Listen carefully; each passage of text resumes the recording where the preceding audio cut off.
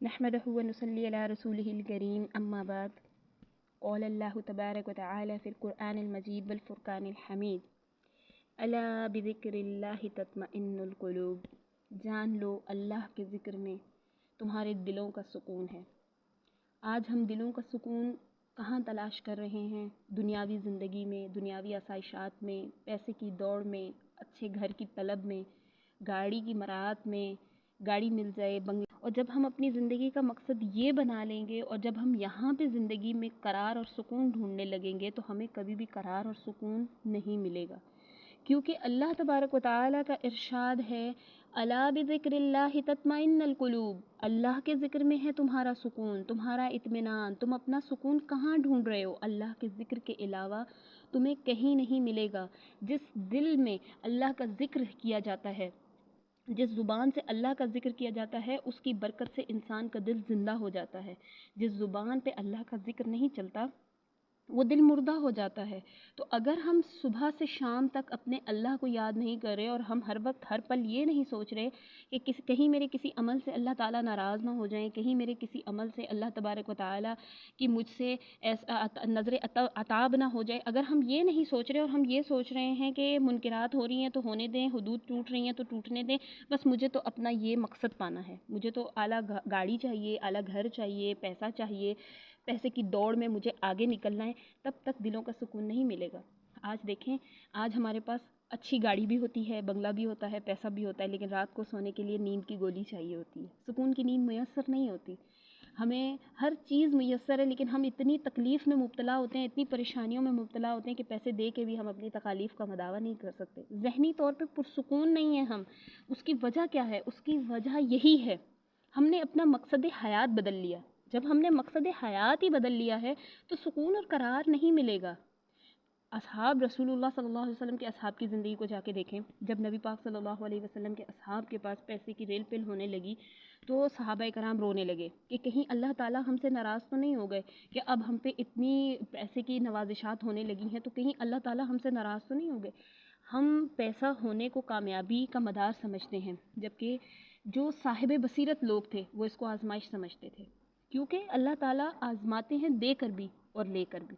اللہ تبارک و تعالیٰ نے انبیاء کرام سے نعمتیں لے کے ان کو آزمایا، وہ اپنے دین پر، اپنے اللہ سے تعلق پر ڈٹے رہے، ثابت قدم رہے، تو اللہ تعالیٰ نے ان کو دنیا میں جنت کی بشارت دے دی۔ لیکن آج ہمارا طریقہ کار یہ ہے کہ ہمیں اللہ تبارک و تعالیٰ نے دنیا کی ہر نعمت عطا فرما دی ہے، لیکن ہم پھر بھی کس چیز میں مبتلا ہو گئے ہیں؟ ہم یہ سمجھتے ہیں کہ ہماری کامیابی ہمیں تب ملے گی جب ہم فلاں سے زیادہ اچھا گھر بنا لیں گے، فلاں سے زیادہ کاروبار بنا لیں گے، فلاں سے زیادہ ترقی کر لیں گے۔ جب تک یہ سوچتے رہیں گے، جب تک اپنا زندگی کا معیار یہ بنا کے رکھیں گے، تب تک کامیابی کبھی بھی نہیں ملے گی۔ آج اگر ہم ارد گرد دیکھیں تو ہماری پریشانیوں کی سب سے بڑی وجہ ہی یہی ہے۔ ہم پریشان اس لیے ہم نے لوگوں سے امیدیں لگا لی ہیں، ہم پریشان اس لیے کہ ہم اللہ کو بھول گئے۔ ہم اللہ کو بھول گئے۔ جب رسول اللہ صلی اللہ علیہ وسلم کے دور میں کوئی تکلیف یا پریشانی آتی تھی تو صحابہ کرام جائے نماز بچھا کے اللہ سے دعا مانگتے تھے۔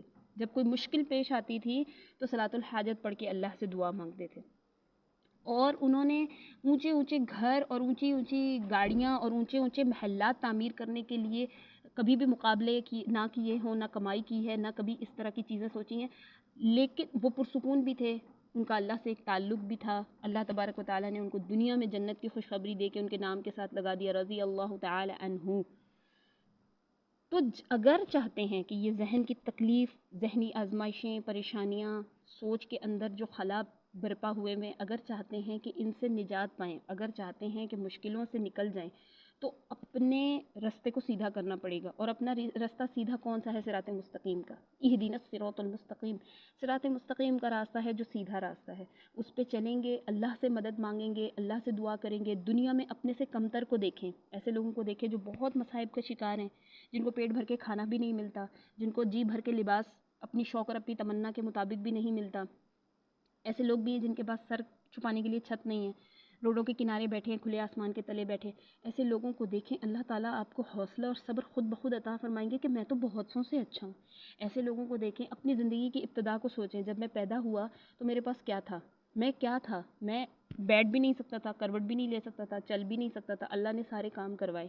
مجھے کروٹ لینا سکھایا، مجھے بیٹھنا سکھایا، مجھے چلنا سکھایا، مجھے بولنا سکھایا. اور اگر میری آنکھوں کی بینائی نہ ہوتی تو میں دنیا کی رنگینیاں کہاں سے دیکھتا. مجھے اللہ نے آنکھوں کی روشنی عطا کی.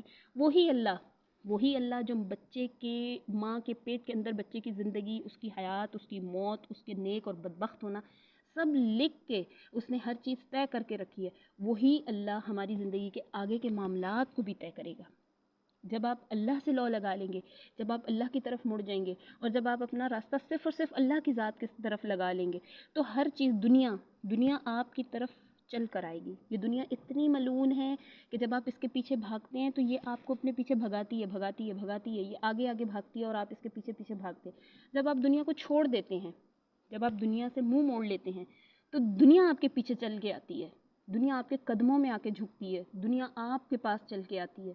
تو اپنے آپ کو ایسا بنائیں کہ اللہ تبارک و تعالی، وہ ایک مشہور شعر ہے علامہ اقبال کا، خود ہی کو کر بلند اتنا کہ ہر تقدیر سے پہلے خدا بندے سے خود پوچھے بتا تیری رضا کیا ہے.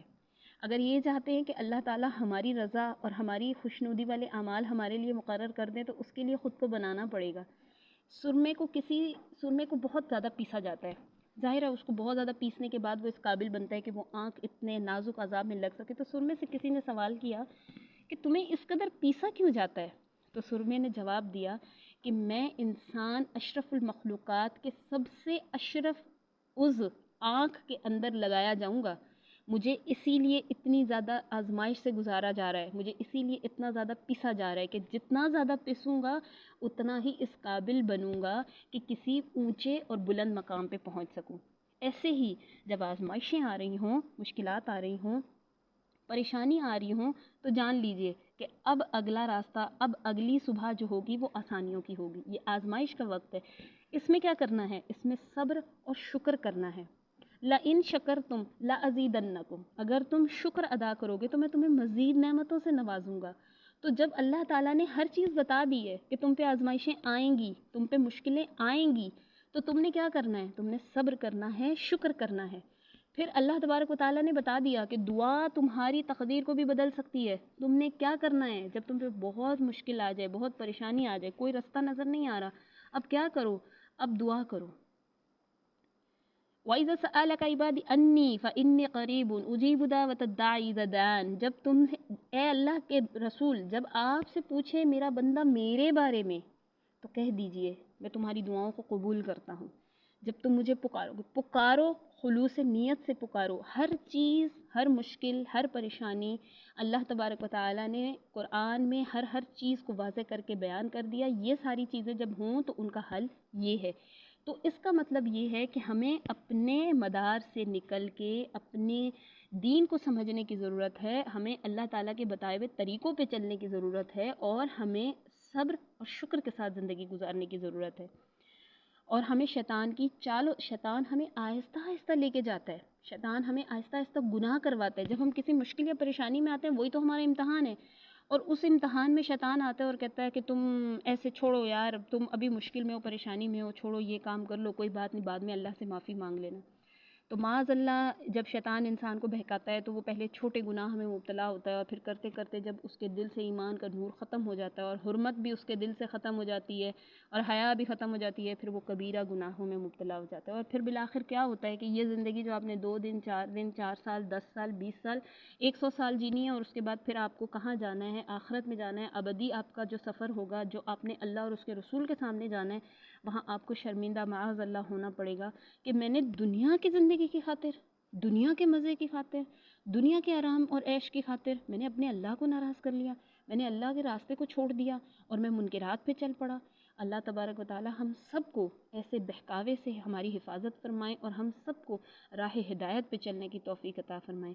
وآخر دعوانا ان الحمد للہ رب العالمین.